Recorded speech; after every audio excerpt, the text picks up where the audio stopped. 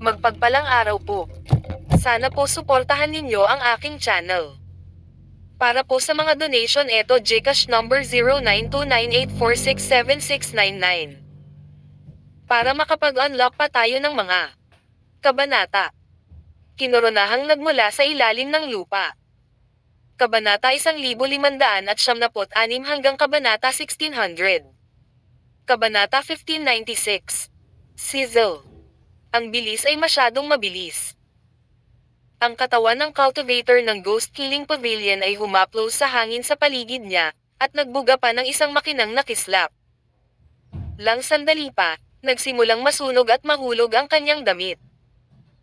Dahil ang espiritual na chi sa kanyang katawan ay pinigilan, ang marangal na guro sa ikatlong antas na hindi man lang ma-activate ng Avonlea Spirit Realm ang body protection gang sa sandaling ito. Ang balat at laman ay tila nakikiskas sa isang bato, at ang isang malaking halaga ng dugo ay lumabas. Sa loob ng ilang paghinga, ang cultivator ng Ghost Killing Pavilion ay naging isang madugong tao. Sa susunod na sandali, Caspian winalas niya ang kanyang braso at inihagis ang kabilang partido mula sa himpapawid hanggang sa lupa. Hong!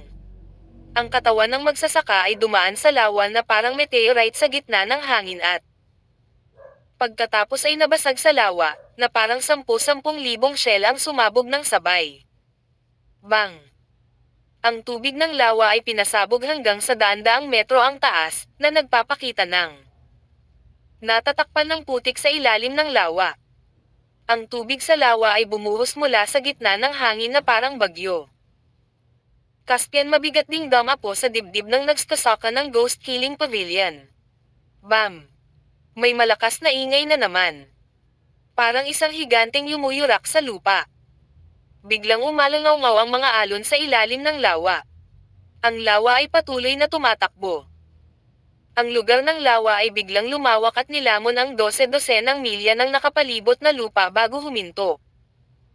Bumuhos ang malakas na ulan mula sa langit, makapal na parang kurtina ng ulan. Ngunit nang makarating sila sa paligid Caspian, sila ay itinulak sa isang tabi ng isang hindi nakikitang puwersa. Caspian tumingin sa cultivator ng Ghost Killing Pavilion sa ilalim ng kanyang mga paa nang walang pakialam. Walang nang-ahas na maliti ng isang lakatlong yugtong Heavenly Spirit Realm Master, kahit na si Heaven's Edge Sect. Kung sa Efrez, normal lang sa kanila ang getagapamahala ng isang sekta. Ngunit sa oras na ito, ang nagsasaka ng Ghost Killing Pavilion ay natatakpan ng mga bitek, tulad ng sirang porselana, na nakahandusay sa putik. Puno ng takot at kawalan ng pag-asa ang kanyang mga mata habang nakatingin Caspian. Alam na niya ang mangyayari sa kanya, alam din niyang imposibleng makatakas siya. Ngayon, umaasa na lang siya na ang kablang partido ay magbibigay sa kanya ng mabilis na kamatayan. Pero, Caspian nagsimulang magsalita sa sarili na para bang wala siyang pakialam sa kabilang partido. Sabi mo, lumalamon ang kaluluwa. Nanlalaman ng kaluluwa, dahil sa dalawang salitang ito, isang bakas ng takot ang sumilay sa mga mata ng cultivator ng Ghost Killing Pavilion. Bagamat inaasahan niya na imposible para sa kabilang partido na patayin siya ng ganoon kadali. Dahil dapat ay gustong malaman ng kabilang partido kung sino ang gustong pumatay sa kanya.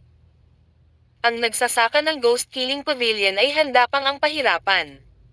Gayunpaman, nang marinig niyang aagawin ng kabilang partido ang kanyang kaluluwa, hindi niya maiwasang manginig. Ito ang pinakamalupit na paraan ng interogasyon. Ang iyong kaharian. Masyadong mababa para agawin ang kanyang kaluluwa. Baka maging sanhi ng backfire. Caspian ang tinig niya ay narinig ng cultivator ng Ghost Killing Pavilion. Dahil dito, hindi maiwasang malito ng cultivator ng Ghost Killing Pavilion. Bakit parang may kausap ang tono ng kabilang partido?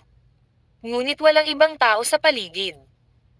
Ang cultivator ng Ghost Killing Pavilion ay nalito, ngunit biglang lumubog ang kanyang puso. Heto mga lahat nakita iyon Caspian nakatingin sa kanya gamit ang madilim niyang mga mata. Walang lungkot o saya sa mata ng kabilang partido. Habang naging ganito, Mas natatakot at desperado ang magsasaka. Dahil ang kabilang partido ay walang pakialam sa kanya. Tutulungan kita. Ikaw. Tingnan mo. Kasama nito, Caspian itinaas ang kamay at huminga ng malalim. Pagkatapos, inilagay niya ang kanyang 5 daliri sa ulo ng cultivator ng Ghost Killing Pavilion. Naduraj ang ulo ng cultivator ng Ghost Killing Pavilion. Pagkakita nito, Caspian ay natigilan. Masyadong marupok. Sorry. Ito ay bihira para sa isa sa likod ng gates ng mamala. Gayunpaman, seryoso pa rin ang ekspresyon ng mukha niya. Caspian na puno ng malagkit na dugo ang palad ni, hiniluwagan ang kanyang 5 daliri at nahulog sa maputik na tubig ang katawan ng nagsasaka ng Ghost Killing Pavilion.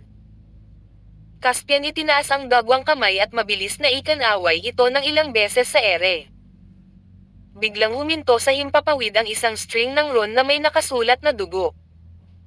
Pagkaraan ng ilang sandali, unti-unting tumagos ang mga rune sa kawalan. Ang isang piraso ng kawalan ay dahan-daang nakausli na parang salamin. Isang larawan ang lumitaw sa salamin. Ito ay isang binata sa napakagandang damit. Gayunpaman, sa unang tingin ng young master na ito, papansinin ng mga tao ang kanyang kahanga-hangang paraan. Hey, parang gintong dragon na nakapulupot sa kanyang baywang, na may lilang chi na nasa pagitan ng kanyang mga kilay. Hey, mayaman at marangal, at siya ay nakahihigit sa lahat ng nabubuhay na nilalang. Okay. Nang matapos siyang magsalita ay pumasok na ang itim Caspian naglaho ang mga mata ni nakikinig, at muling naging itim at puti ang kanyang mga pupil. Sa sandaling mabawi niya ang kontrol sa kanyang katawan, Caspian hindi napigilan ang paghingal at pagdiin sa pagitan ng kanyang mga kilay gamit ang kanyang kamay. Nang ibigay niya ang kanyang katawan sa nasa likod ng gates gayon pa lang, hindi pa niya naramdaman. Pagkakuha pa lang niya ng katawan ay agad siyang nakaramdam ng matinding kirot sa utak, na para bang nabuhusan ng kumukulong tubig ang utak niya. Kung hindi dahil sa matibay niyang kalooban, baka himatayan na siya sa biglaang sakit. Kahit na, Caspian nadapa pa at halos hindi makatayo. Walang kontrol ang espiritual na chi, kaya bumuhos ang ulan sa hangin. Ngunit, pagkatapos bumuhos ng malamig na ulan, Caspian naramdaman niyang medyo nabawasan ang sakit sa kanyang ulo. Matapos huminga ng malalim, tinaapan niya ang kanyang noo at ngumiti. Noong una ay nagkibit-balikat lang siya pero hindi nagtagal ay tumawa siya ng malakas. Bagamat halos dumanas siya ng malaking pagkawala ngayon, may isang bagay siya na sigurado. Walang paraan upang talunin siya sa ikatlong yugtong Divine Sense ng Avonlea Spirit Realm Cultivator. Ibig sabihin, sa ilalim ng ikatlong antas ng Avonlea Spirit Realm, kung umatake ang aking Divine Sense ng buong lakas ko, magiging tanga ako kahit na hindi ako mamatay. Kung hindi ito binibigyang pansin ng isa, ang ikatlong antas ng Avonlea Spirit Realm ay daranas din ng malaing pagkawala. Sa likod ng kanyang basang buhok ay bumungad Caspian ng maliwanag na mga mata ni. Nasira ang Divine Sense, at hindi na ito mababawi sa maikling panahon. Nangangailangan ito ng tulong ng mga sangkap na panggamot at oras para gumaling. Gayunpaman, ito ay sa kaso lamang ng mga ordinaryong sangkap na panggamot. At ngayon, Caspian ay hindi nagkukulang ng mga kakaibang mineral at ani na makapagpapalusog sa kanyang katawan. Matapos maglakbay sa mga kayamanan ng 12 bansa at bumalik, Caspian naka-recover na. Ang sakit naman matapos masira ang kanyang Divine Sense. Ito ay hindi umiral sa lahat. Sa mundong ito, walang mahirap at masalimuot na sakit na hindi kayang lutesin ng a Heaven Treasure o Earth Treasure na mahigit 20,000 taong gulang na. Kung hindi gumana ang isa, magkakaroon ng dalawa. Kung ang dalawa sa kanila ay hindi sapat, kung gayon ang 10 sa kanila ay sapat na. Ngayon na Caspian ay mayaman at makapangyarihan, mayroon siyang. Matapos maibsan ang matinding sakit sa kanyang ulo, Caspian hindi na naapektuhan ang isip ni. Hey, hindi ko inaasahan na magagalit ka hindi dahil sa tinambangan ka, kundi dahil sa pakiramdam mo ay napakababa ng presyo ng 1,000,000 spirit stone. Hindi ko alam kung magkano ang halaga ng mga spirit stone sa panahon mo. Pero ngayon, napakarami na talaga ng 1,000,000 spirit stone. Noong una akong pumasok Heavenly Star Sect, isang spirit stone lang ang nasa HUD ko sa isang buwan. Kung hindi dahil sa pag-agaw ko nito. Nako, simula sa wala nang ganoon karaming mga spirit stone para sa paglilinang ngayon. Kung tungkol sa utak sa likod ng lahat ng ito.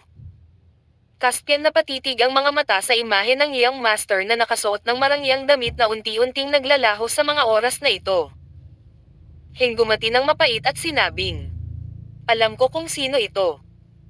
Ang utang na ito, kasama ang Ghost Healing Pavilion, ay mababayaran ng dahan-dahan pagkatapos. Maupo. Kailangan kong bumalik sa Heaven's Edge Sect muna at i-upgrade ang aking identity." Kabanata 1597. Pagkalipas ng 8 araw, Caspian bumalik sa Heaven's Edge Sect. Ginawa ng mamasa-masa na simoy ng dagat Caspian pakiramdam refresh. Ang paglalakbay na ito ay puno ng mga paikot-ikot. Una sa lahat, nakatagpo siya ng palihim na pag-atake mula sa sandaling umalis siya. Gayunpaman, ang mga benepisyong dala ng malaking panganib ay sapat na upang masiyahan ang mga tao. Not to mention anything else, just the change in realm alone was enough to make him proud. Kabilang sa grupo ng mga alagad na pumasok Hidge Sect ni Avon kasama niya, dapat siya ang unang makalusot Heavenly Spirit Realm. Noong panahong iyon, sa mga tuntunin ng Spirit Severing Road, ang kaharian ng Caspian ay hindi ang pinakamataas. Matapos bumalik sa sekta at magulat dito, Caspian ang katayuan ni sa sekta ay mapapabuti rin ng husto. Pagkatapos ng lahat Heavenly Spirit Realm ay isang linya ng paghahati para sa mga magsasaka sa daan patungo sa immortalidad. Pagkatapos bumalik sa teritoryo ng sekta, Caspian dumiretso sa Sky Sea Pavilion sa Heaven's Edge Sect. Ang Sky Sea Pavilion ay responsable para sa mga pagbabago ng tauhan. Kasama sa mga pagbabago sa tauhan ang pagsulong ng mga alagad, ang pagkakakilanlan ng elder, ang talaan ng posisyon, at ang paggawa ng lifeguard ng mga alagad. Ang mga ordinaryong disipulo ay natural na hindi kwalipikadong gawing lifeguard ng sekta. Sa ilalim ng normal na mga pangyayari. Kapag naabot lamang ng isa Heavenly Spirit Realm ay maaaring makilala ng isang tao Heaven's Edge Sect, at pagkatapos ay gawing lifeguard at hayaan itong tumayo sa pinto. Sa lalong madaling panahon, Caspian dumating sa Sky Sea Pavilion. Ang Sky Sea Pavilion ay itinayo sa isang hiwalay na bangin sa isang isla. Ito ay nakatayong matangkad at makapangyarihan, na nagbibigay sa mga tao ng pakiramdam ng pagiging independyente sa ibang bahagi ng mundo. Bukod dito, kalahati ng mga gusali ay nasuspine sa hangin, na nagbibigay sa mga tao ng pakiramdam ng kagandahan at kagandwahan ng pagbabalik sa pamamagitan ng hangin. Hindi iamang ang Sky Sea Pavilion, kundi pati na rin ang buong isla ay naligo sa malambot na liwanag. Sa unang tingin, mararamdaman ng isa ang nakakapreskong pakiramdam ng maligo sa sikat ng araw sa umaga. Dahil maraming disipulo at elder ang naroon Heaven's Edge Sect at may madalas na paglilipat at appointment ng mga tauhan, maraming tao ang pumapasok at lumalabas sa Sky Sea Pavilion. Gayunpaman, walang sino man ang malayang lumipad sa isla. Ang bawat magsasaka ay dumaong sa gilid ng isla at naglakad patungo sa Sky Sea Pavilion. Nang walang mahalagang bagay o pahintulot mula sa mga matatanda, ang mga alagad ng Edge Sect ng Avon ay hindi makakalipad ng malaya sa teritoryo ng sekta. Kung hindi, sila ay mapaparusahan. Ito ang tuntunin ng Heaven's Edge Sect, at lahat ay kilangang sumunod dito. Caspian sumunod sa mga alituntunin at lumakad. Pagdating niya sa tarangkahan ng Sky Sea Pavilion, isang puting espiritong liwanag ang biglang lumitaw at binalot Caspian. Caspian bahagyang tumaas ang kilay at hindi nagtagal ay natauhan. Ito ang porma sayon ng Sky Sea Pavilion para makilala ang mga disipulo. Kung ang isang alagad ay sinapian ng mga demonyo o mga halimaw o kung ang isang demonyo ay nagbagong anyo ng isang alagad. Niven's Edge Sect, ang kanyang orihinal na anyo ay makikita sa ilalim ng liwanag ng espiritu. Ang larawan ng figure ng Caspian Maya-Maya ay lumitaw sa gate. Ang imaheng ito ay din Caspian, hindi masanma, ni kahit sino paman. Nangangahulugan ito na walang mali sa Caspian. Mabilis na umatras ang liwanag ng Espiritu Caspian's katawan at nagliwanag sa isa pang alagad na papasok na sa tarangkahan. Matapos makapasok sa Skyced Pavilion, maraming mga disipulo na nakasuot ng damit, ngunit sila ay abala at maayos. Caspian dumating sa isang parang gilingang bato na magic weapon na may taas na 3 palapag. May mga hagdan din sa paligid ng magic weapon. Maraming mga disipulo ang nagtipon sa harap ng magic weapon at sinindihan ang kanilang sariling Jade Identification Badge sa magic weapon. Caspian sumunod, sinindihan ang kanyang Jade Identification Badge sa magic weapon. Hindi nagtagal, lumitaw ang isang hanay ng maliliit na karakter sa magic weapon, na nagsasabing, Caspian tumangala at hindi nagtagal ay nakita ang locus yung minarkahan ng numero. Nasa ikalawang palapag ito sa hindi kalayuan. Kahit na ang panloob na lugar ng Sky Sea Pavilion ay napakalaki, ang mga disenyo nito ay kat-anji tangi. Hindi ito masikip o kailangang maghintay sa pila ng mahabang panahon. Caspian dumating sa silid ng A79 at nagningning ng Jade Identification Badge sa isang formation plate sa harap ng pinto. Biglang bumukas ang pinto ng kwarto.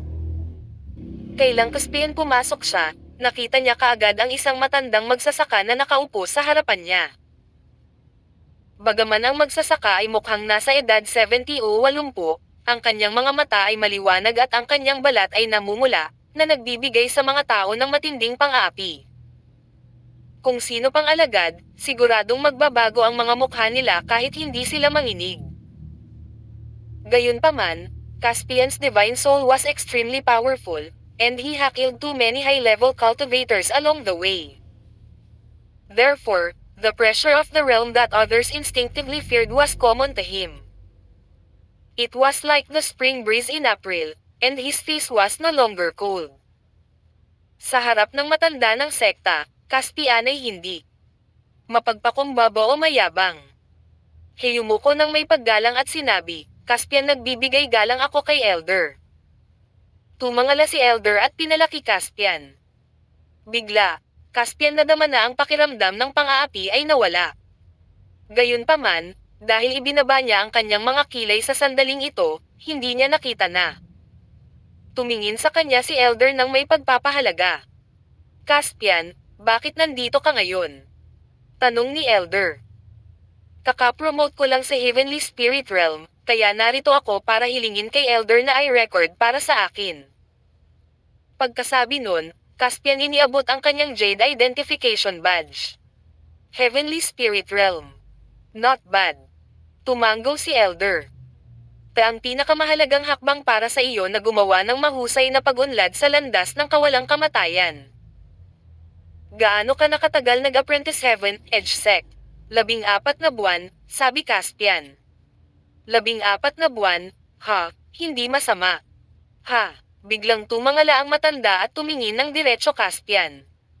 Big mong sabihin 14 na buwan. Oo, Caspian tumango.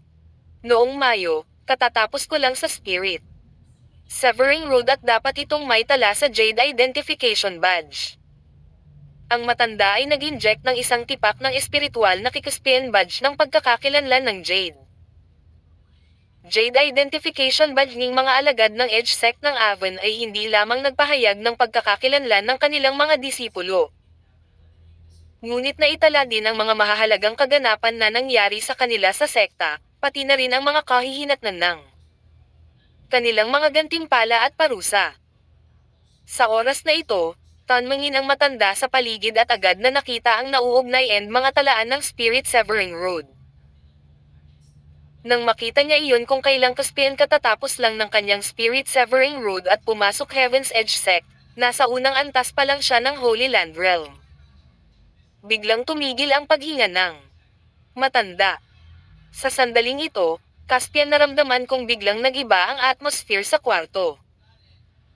Isang brazier na mas nabigat pa kaysa kanina ang idinin sa kanyang balikat ng may kakabog. Caspian tumangala at walang takot na tumingin sa matanda. Nakikita niya na ang mga mata ng matanda ay nagniningning sa isang makinang na liwanag. Gulat, pagkalito, pagtataka, at pagbabantay ang makikita. Nang makita ang kanyang mga mata, Caspian biglang naunawaan ang ikinababahala ng matanda. Gayunpaman, bago Caspian makapagsalita, ibinuka ng elder ang kanyang bibig at nagtanong sa partikular na seryosong tono, "Caspian, sa loob lamang ng 1 taon o higit pa, nakumpleto mo na ang isang buong pagpapabuti ng kaharian. Hindi ako naniniwala sa iyo, dahil mula noong sinaunang panahon, Hing-Edge sect ng Aven ay hindi kailanman nagkulang sa mga mahuhusay na disipulo na naging mga dragon sa magdamag. Ngunit ngayon kailangan ko munang bigyan mo ako ng garantiya. Ibig sabihin, maaari mong garantiya na hindi ka gumawa ng mga baluktot na paraan. Hindi nagsagawa ng masasamang pamamaraan ng demonyo. Walang nakakahumaling na Grim Reaper, at umaasa sa iyong sariling pagsisikap at ilang pakikipagsapalaran upang maabot ang Agus Heavenly Spirit Realm." Kabanata 1598. Dala ng boses ng matanda ang epekto ng kanyang divine sense. Kahit na ang kanyang layunin ay hindi upang saktan ang mga tao, ang tunog na ito ay tulad ng isang babala. Kung ang kalooban ng isang tao ay hindi matatag, o isang taong may mali sa kanyang puso, tiyak na ilantad niya ang kanyang mga kapintasan sa isang iglap. Pero, Caspian ay bukas pa rin at prangka. Ang kanyang landas ng paglilinang ay nakatuon sa pagkakaroon ng malinis na budi. Kahit na ang divine sense ng kabilang partido ay 10 beses na mas malakas kaysa dati, hindi ito makakaapekto sa kanya. Kaya Caspian malinaw ang mga mata at nakangiting sinabi niya, "Elder, para sabihin sa iyo ang totoo, bumalik ako mula sa isang pile sa isang true martial realm, at ngayon ako ay naging isang heavenly spirit realm sa loob ng wala pang 7 taon. Sa nakalipas na 7 taon, imposible para sa akin na walang adventure o immortal fate, ngunit sarili kong pagkakataon ito, kaya hindi ko sasabihin sa iyo ang tungkol dito. Ngunit masisiguro ko iyon ang ginagawa ko ay hindi anumang uri ng masamang paraan ng demonyo na iyong inaalala. Kung hindi ka naniniwala sa akin, maaari mong suriin ito." Matapos tingnan Caspian ilang sandali pa, tumango ang matanda at sinabing, "Tiyak na isasagawa ang nakagawiyang pagsusuri. Kung tungkol sa pagkakataong nabanggit mo, makatitiyak ka. Hanggat sigurado ka na hindi ka nagsasanay ng evil arts pagkatapos ng eksaminasyon, walang sino man sa sekta ang tutuklas sa iyong sikreto at hihingi ng pagkakataon mo. Sana ay hindi mo ako pababayaan." Pagkatapos noon, tumingin ng malalim ang Elder Caspian. Caspian yumuko at sinabing, "Elder, makatitiyak kang susuriin mo. Ipinapangako kong hindi kita pababayaan." "Sige," tumango si Elder. "Pwede kang magpahinga sa susunod."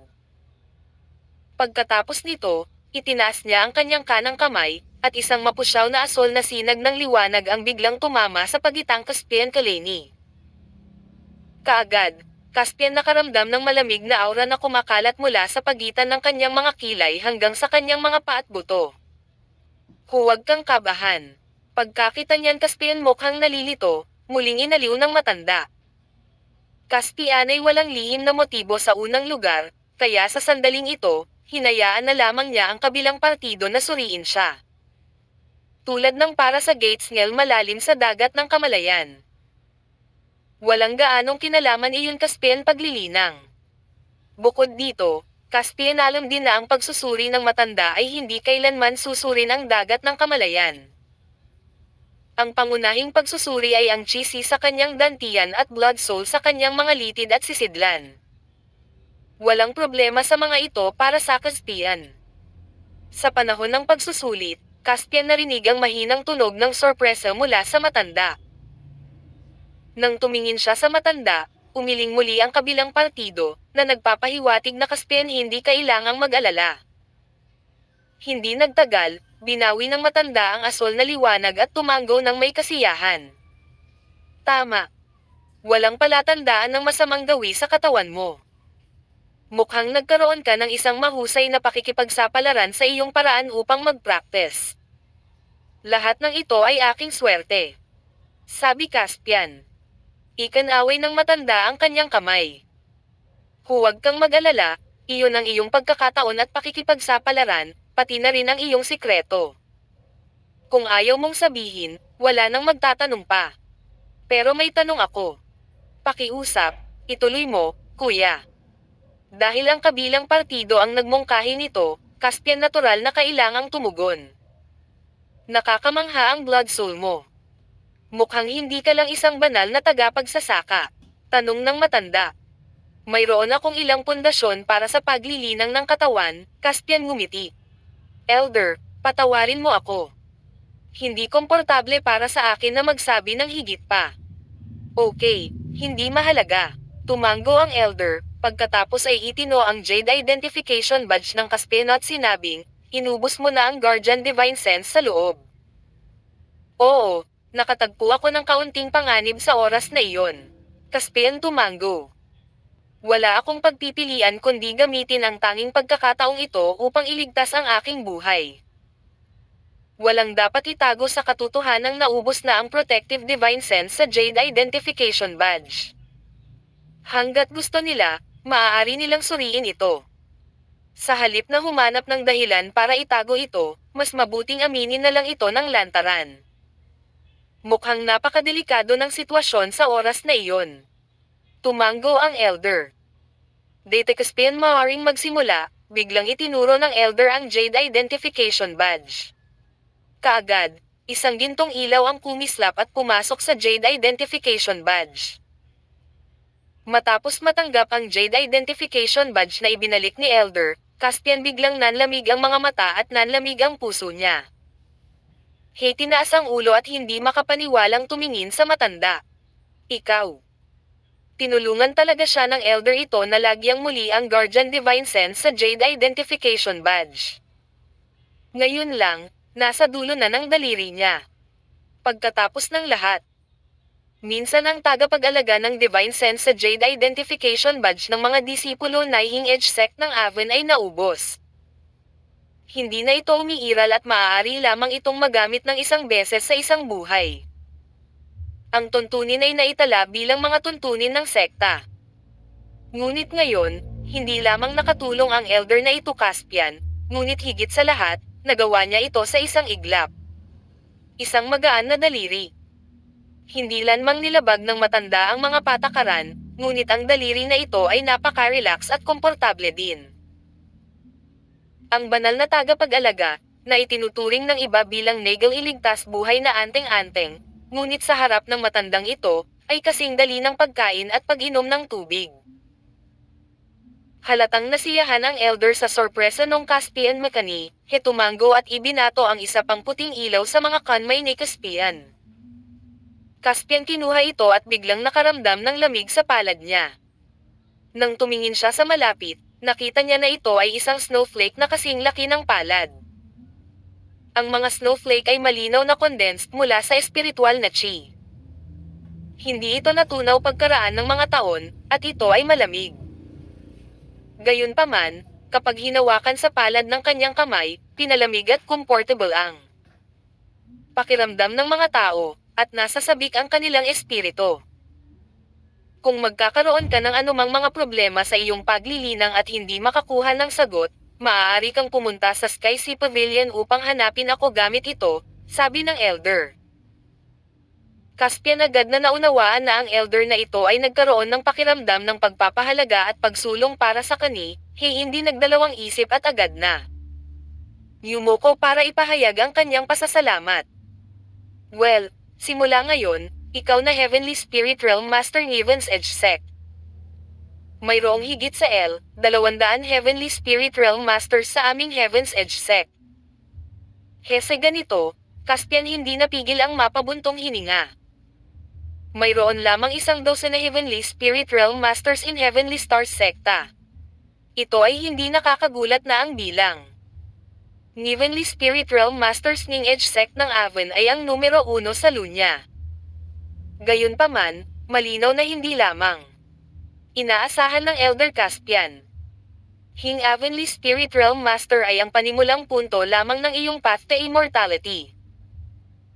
Ang tunay na malalakas na Tauheung Edge sect ng Avon ay mga cultivator ng Amethyst Palace Realm. Mayroon na ngayong mahigit 30 Amethyst Palace Realm Cultivators Heaven's Edge sect. Sana ay lilito ang iyong pangalan sa hinaharap na spiritual master ng Violet Manor. Pagkatapos noon, muling tumingin ng malolam ang Elder Caspian, puno ng pag-asa ang mga mata niya. Malinaw, siya ay napaka-optimistiko tungkol sa bilis ng pag-promote ng Caspian at ang kanyang kasalukuyang matatag na pundasyon. Talagang magsisikap akong maglinang. Caspian sagot at yumuko. Caspian hindi gumawa ng buong garantiya. Tila wala siyang tiwala, ngunit ipinakita niya ang isang maingat at mahinahong puso. Sa isang iglap, ang sagot na ito ay nakilala ng matanda. Nagtatak na ako ng master mark sa iyong Jade Identification Badge. Maaari kang direktang pumunta sa ika-6 na palapag ng Sky Sea Pavilion para makuha ang iyong bagong magic robe, magic weapon, at ang iba pang reward. Kumaway ang matanda Caspian. Pero kailang Caspian na alis na sana, casual na nagtanong ang elder. Nga pala, Caspian. Sumali ka ba sa isang organisasyong binuo ng sino mang disipulo? Heavenly Spirit Realm. Not bad. Tumango si Elder. Ang pinakamahalagang hakbang para sa iyo na gumawa ng mahusay na pag-unlad sa landas ng kawalang kamatayan. Gaano ka nakatagal nag-apprentice Heaven Edge Sect? 14 na buwan, sabi Caspian. 14 na buwan, ha, hindi masama. Ha, biglang tumangala ang matanda at tumingin ng diretso Caspian. Bigmong sabihin 14 na buwan. Oo, Caspian tumango. Noong Mayo, katatapos ko lang sa Spirit Severing Road at dapat itong may tala sa Jade Identification Badge.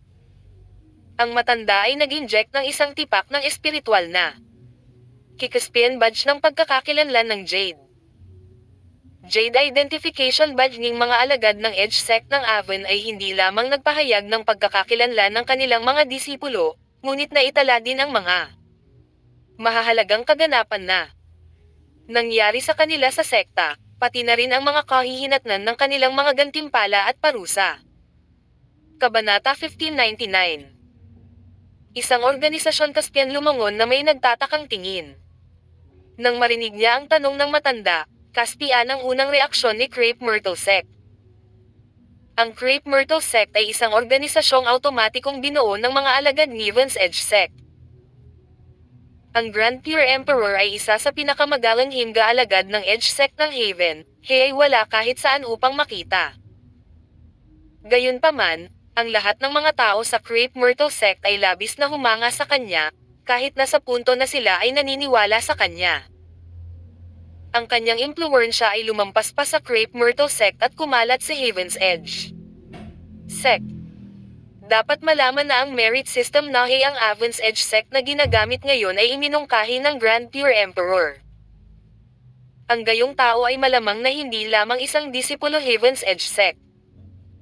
Sa kasamaang palad, maging ang mga alagad ng Avon's Edge Sect ay walang masyadong alam tungkol sa misteryosong Grand Pure Emperor na ito.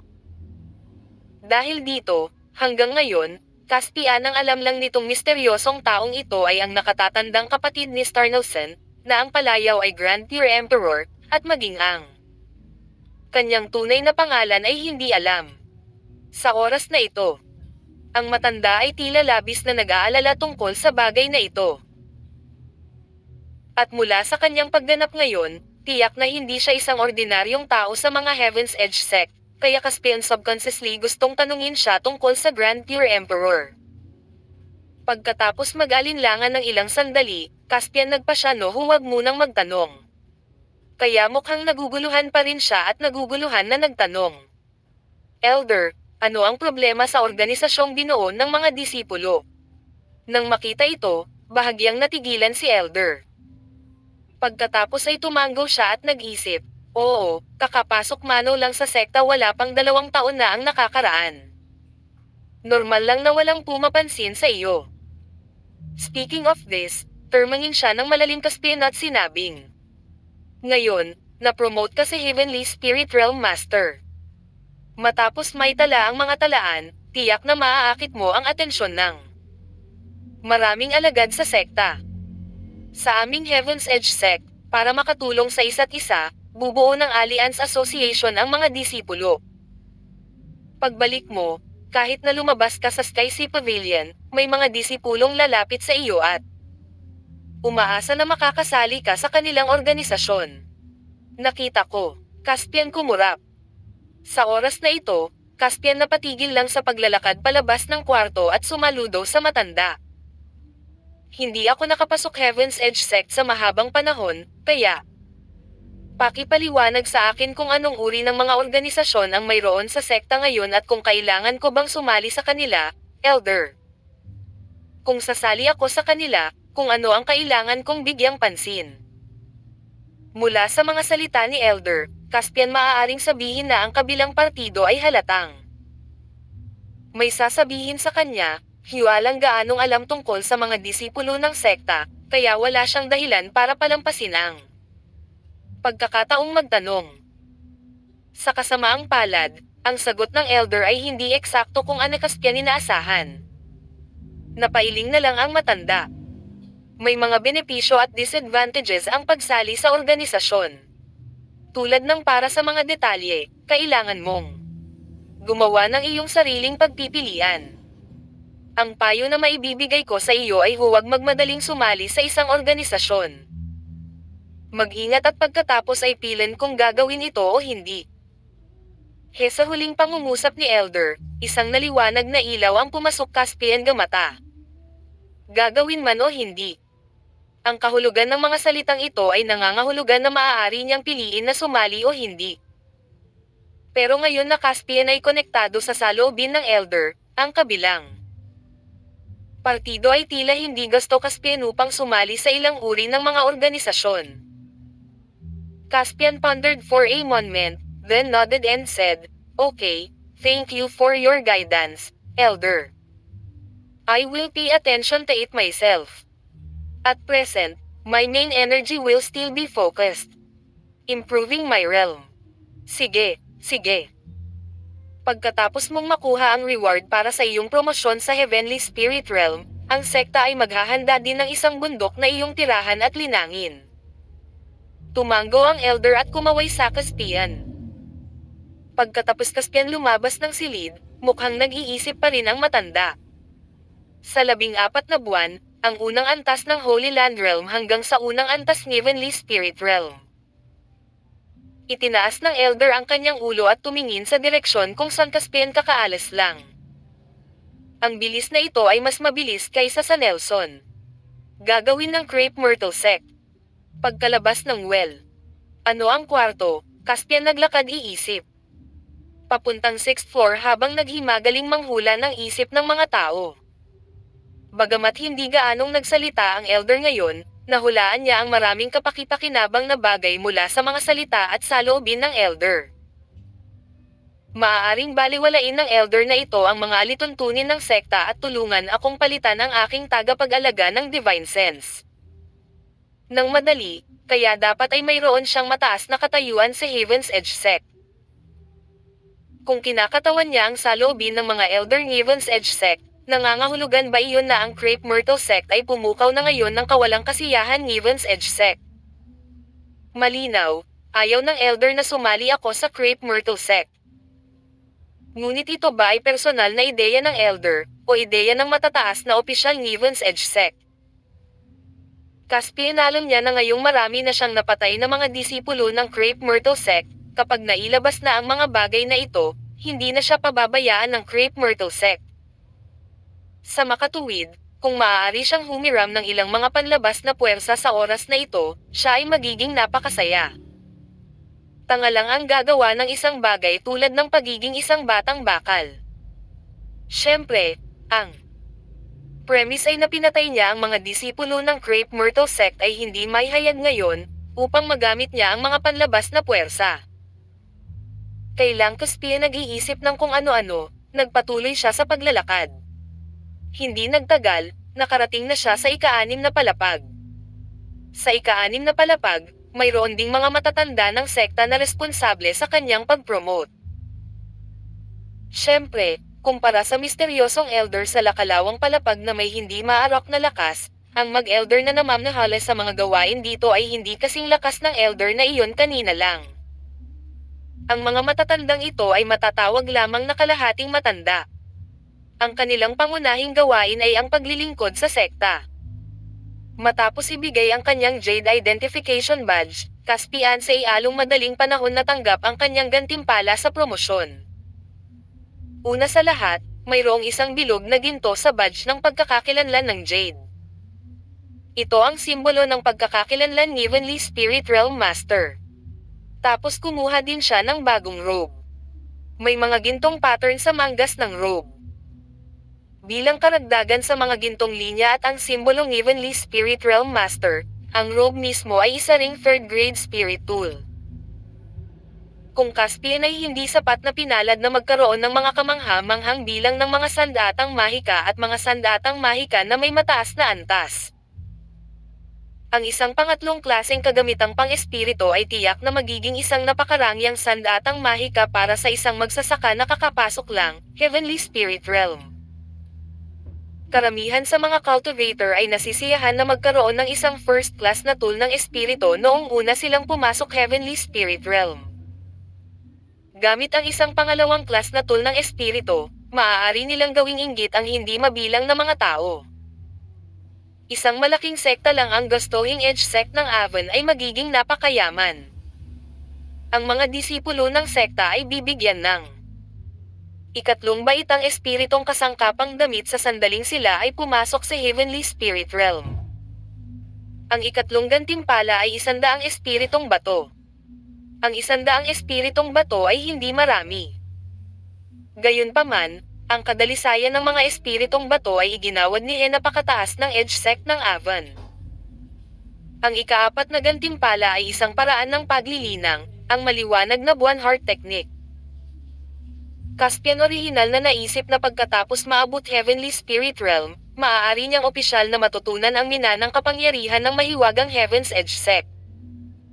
Ngayon, pagkatapos magtanong sa matanda, nalaman niya na ang manang mahiwagang kapangyarihan nga matututuhan lamang ang Edge Sect ng Avon pagkatapos maabot ang kalagitnaan ng antas ng unang antas ng Heavenly Spirit Realm.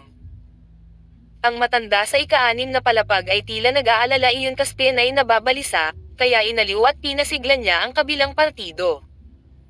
Gayunpaman, Caspian ay hindi nagmamadali. Kabanata 1600. Alam na alam niya ang sarili niyang kaharian.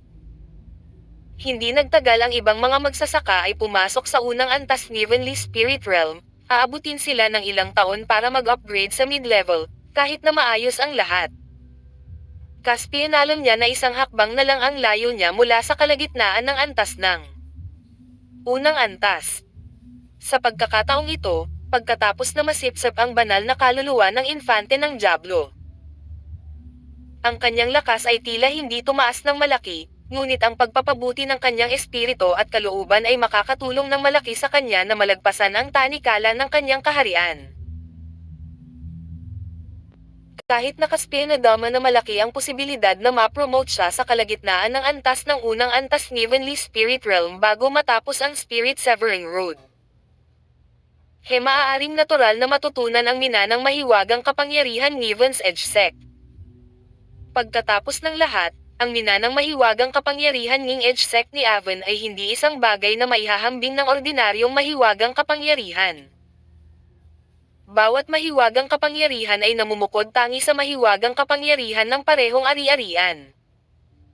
Yaong mga pumili ng mahiwagang kapangyarihan na katugma sa kanyang ari-arian ay mapapabuti ang kanilang lakas sa pamamagitan ng paglukso at hangganan kapag nagtagumpay sila. Para naman kay Brightmoon Hidiscard sa sining, Caspian hindi ito may na malit. Ito rin ang natatanging paraan ng paglilinang ng Heaven's Edge Sect. Pagkatapos ng cultivation, makakatulong ito sa mga cultivator na mapabuti ang bilis ng pagbawi ng spiritual chi, at sa parehong oras. Makakatulong ito sa mga cultivator na huminahon at mag-concentrate para tulungan ang cultivation. Caspian nakatanggap ng 4 na gantimpala. Ang mga sumusunod na gantimpala ay ang pinakamahalaga, He ay makakatanggap ng isang malayang isla para sa paglilinang. Sa nakaraan, Caspian sunod-sunod na nanirahan sa mga bahay. Kahit na ang bahay ay pinananatili sa pamamagitan ng pagbuo at independenteng sa walang laman, ang lugar nito ay mas malaki kaysa sa hitsura nito sa ibabaw. Gayunpaman, upang linangin sa bahay na ito, ang isa ay kailangang sumunod sa maraming alituntunin ni Evans Edge Sect. Ngayon na siya ay naging isang master at nakakuha ng kanyang sariling malayang isla, ito ay ganap na iba. Ang pinakamahalagang pagbabago ay ang lahat ng bagay sa islang ito ay magagamit niya. Hanggat siya ay sapat na malakas, hindi magiging problema para sa kanya na mapunit ang isang walang laman na bitek sa isla. Sa madaling salita, Caspian ang may-ari ng islang ito. Hindi man siya masaya, hindi mahalaga kung pasabugan niya ang buong isla. May mga matatanda sa loob Heaven's Edge Sect para ibalik ang buong isla para sa kanya. Kung tungkol sa lugar ng isla, hindi na kailangang banggitin ito. Sa orihinal na bahay, kahit na mayroong pagbuo upang palawakin ang walang bisa, maaari itong maging 3 beses na mas malaki kaysa sa dati. Liyon ang limitasyon. Ngayon, ang isla, na walang katapusan, ay higit sa 1,000 beses na mas malaki kaysa sa isang bahay. Kung paano magtayo ng mga gusali sa isla, hindi nang kailangan Caspian mag-alala tungkol dito. Pagkatapos Caspian minungkahi ang mga pangunahing pangangailangan, Hing Edge Sect ng Avon ay magpapadala ng Giant Spirit Beast para magtayo ng palasyo para sa kanya sa isla sa loob ng ilang oras. Kailang Caspian nanirahan dito, maaari niyang baguhin ang mga detalye ng mag-isa. Sa oras na ito, ang Caspian kailangan gawin ay ang pumili ng kanyang sariling isla. Gamit ang isang alon ng braso ng matanda, ang buong isla mapangalumitaw sa simboryo ang Edge Sect ni Avon. Muling iwinagayway ng matanda ang kanyang braso, at ang isa sa mga lugar ay mabilis na lumaki at lumitaw sa harapan Caspian. Sa lugar na ito, mayroong maraming mga isla, hindi bababa sa halos 1,000 sa kanila. Gayunpaman, ang ilan sa mga isla ay berde at ang ilan ay pula. Paliwanag ng matanda sa Caspian.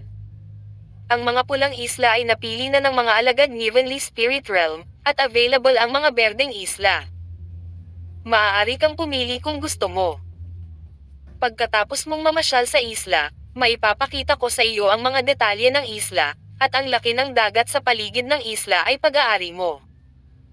At ang lugar ng dagat, Caspian ay mausisa. Tama, tumanggo si Elder. Karaniwan, ang sea area na may radius na hindi bababa sa 100 milya ay pag-aari mo. Kung ikaw ay mapalad na magkaroon ng Spirit Spring sa sea area na ito, ang spring na ito ay magiging iyo. Walang ibang may karapatang gumanmit nito, lalo pa itong agawin. Ang sino mang magtangkang kunin ito sa pamamagitan ng puwersa ay ialabag sa mga tuntunin ng sekta. Hindi lamang sila paparusahan ng husto, kundi mababawasan din sila ng mga merito. Matapos makinig sa paliwanag ng matanda, Caspian nagsimulang maingat na suriin ang isla. Ang mga hugis ng mga islang ito ay lubhang kakaiba. Ang iba ay parisukat, ang iba ay parang mga paa ng kabayo, ang iba ay mahaba, at ang iba ay parang mga bituin sa dagat, lahat ng uri ng kulay. Gayunpaman, ang kabuuang lugar ay hindi dapat magkaiba. Sa kasong iyon, ang pangunahing pagkakaiba ay ang isla at ang mga mapagkukunan na sumasakop sa sea area. Caspian isip sa sarili. Sa sandaling ito, naalala niya si Bowen Pullman. Minsan ay sinabi ni Bowen na alam niya kung paano tingnan ang kapalaran ng mga tao. Kung narito siya sa oras na ito, maaaring makita niya kung aling isla ang mas sagana sa espiritual na chi sa pamamagitan ng kakayahan ng pagtingin sa kapalaran. Kung saan mayroong masaganang espiritual na chi, dapat mayroong mas maraming mapagkukunan. Gayunpaman, Nakakalungkot na si Bowen ay nasa Spirit Severing Road kasama ang iba at hindi siya nakakatulong Caspian. Tulad ng Caspian habang nag-isip tungkol dito, sinulyapan niya ang matanda na nakatayo sa tabi niya. Bigla, Caspian may naisip at nagtaka kung bakit siya mismo biglang naging tanga. Bagamat wala si Bowen, wala bang nakahanda na elder na naruroon?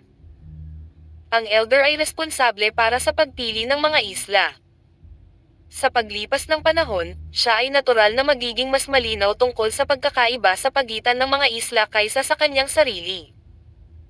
Pagkatapos magdesisyon, Caspian tahimik na pinagmamasdan ang matanda. Sa lalong madaling panahon, Caspian nagpasya siya. Matanda, Caspian tumingin sa kabilang party. Nakapili ka na ba? Nakangiting tanong ng matanda. Excuse me, Elder, nagsasanay ka ba ng mahiwagang kapangyarihan ng fire property? Pagkatapos Caspian matapos magsalita, agad niyang ipinaliwanag, dahil nakikita ko na bagaman pinipigilan ang aura ni Elder, tila may apoy na nagniningas sa iyong mga mata. Parang may umikot na araw sa iyong katawan. Kaya sa palagay ko ang Elder na iyon ay nagsasanay ng fire property ng ating sekta. Nakikita mo ba iyon? Naningkit ang mga mata ni Elder at gulat na sabi nito. Sabay tingin ng pabalik-balik Caspian. Nakaranas ako ng hindi inaasahang pagkikita, kaya ang aking divine sense ay medyo mas mataas kaysa sa mga nasa parehong antas, kaya ako ay medyo mas sensitibo, Caspian sabi.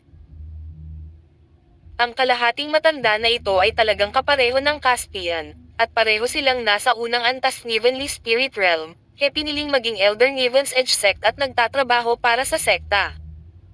Pagkatapos na walang pag-asang ma-promote sa mga tuntunin ng kaharian, Caspian ay katumbas ng kanya. Sa mga tuntunin ng katayuan, Caspian magkakaroon ng mas malaking hinaharap, ngunit ang chi at dugo ng half-elder ay nagsimulang matuyo. Kung wala siyang magandang pagkakataon sa buhay na ito, namatay na sana siya nang maubos ang langis. Sa makatuwid, sa ilalim ng normal na mga pangyayari, kahit na ang mga alagad na pumunta dito upang pilan ang isla ay magalang sa kanya, sila ay magiging magalang lamang sa ibabaw. Siyempre, nakikita iyon ng elder. Pero ngayon, naramdaman niya iyon Caspian ang paggalang sa kanya ay mula sa kaibuturan ng kanyang puso. Sobrang naantig ito sa kanya. Bilang karagdagan, ang badge ng pagkakakilanlan ng Jade ay ibinigay na Caspian. Ipinahiwatig din na ang matanda na nagsuri Caspian ay pambihira. Malaki ang posibilidad na iyon ang matanda.